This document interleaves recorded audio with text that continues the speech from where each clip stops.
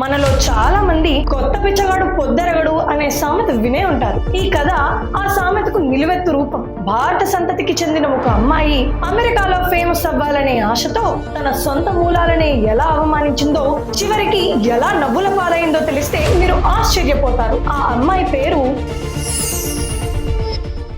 అమెరికాలో నివసిస్తున్న భారత సంతతి అమ్మాయి ప్రియా పటేల్. సోషల్ మీడియాలో ఇన్ఫ్లుయెన్సర్ గా పేరు తెచ్చుకోవాలన్నది ఆమె ఆశ.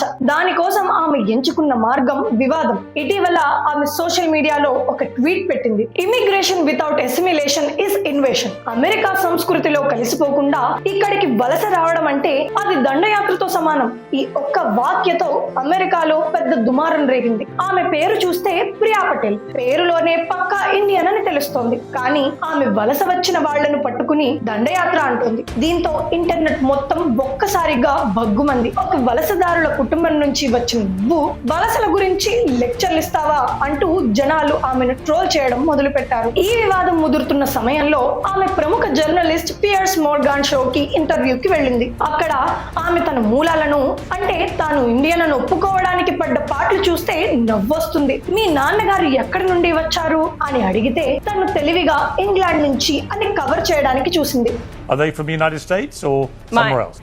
My mother is from the United States. My father immigrated here as a young boy and from England actually, not from India. కానీ జర్నలిస్ట్ వదిలిపెట్టకుండా గట్టిగా నిలదీసేసరికి అసలు నిజం కక్కేసింది. వాళ్ళ నాన్న ఇంగ్లాండ్ కాదు, ఉగాండాలో జన్మించారని, ఇది అమీన్ కాలంలో అక్కడి నుంచి వెళ్ళగొట్టబడితే ఇంగ్లాండ్ మీదుగా అమెరికా వచ్చారని, ఆయనది పక్క భారతీయ మూలాలున్న కుటుంబం అని ఒప్పుకోక తప్పలేదు.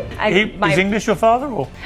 He was born in Uganda, immigrated to England when he was about 3 years old, waited their turn to be able to come to the United States and did so when he was in his teenage years. కానీ ఈ ప్రియా పటేల్ అంతటితో ఆగలేదు. ఈ ప్రపంచంలో ఉన్న సంస్కృతులన్నీ సమానం కాదు అంటూ ఒక వింత వాదన తీసుకొచ్చింది. మన ఇండియాను ఏకంగా థర్డ్ వరల్డ్ కంట్రీ అని చులకన చేసి మాట్లాడింది. There are certain parts of India that are of course very westernized, and however I think there are a lot of parts of India that yes should be considered a third world country still today. అలాగే ఆఫ్ఘనిస్తాన్ లాంటి పశ్చిమాసియా దేశాలు ముస్లిం సంస్కృతులు America సంస్కృతి కంటే తక్కువ స్థాయివి, వెనకబడినవి అని ఏ మాత్రం మొహమాటం లేకుండా చెప్పేసింది. అంతేకాదు అమెరికాను ద్వేషించే వలసదారులందరినీ వెంటనే దేశం నుంచి బహిష్కరించాలని డిమాండ్ చేసింది. అయితే ఇక్కడే అసలు సినిమా మొదలైంది. ప్రియా పటేల్ ఇదంతా ఎవరిని మెప్పించడానికి చేసింది? అమెరికాలో ఉన్న తీవ్రవాద రైట్ వింగ్ వర్గాలను, అంటే ట్రంప్ మద్దతుదారులను ఆకట్టుకోవడానికి. కానీ సీన్ రివర్స్ అయింది. ఆ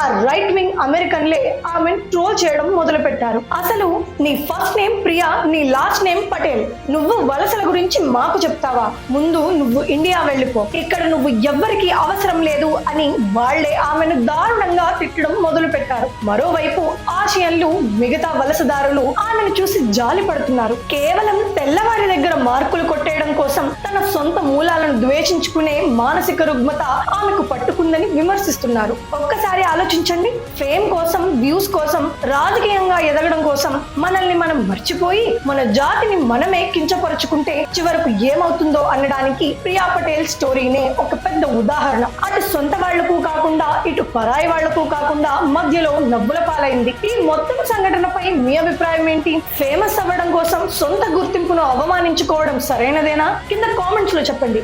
వీడియో నచ్చితే లైక్ చేసి మీ ఫ్రెండ్స్ తో షేర్ చేసుకోండి. జై హింద్.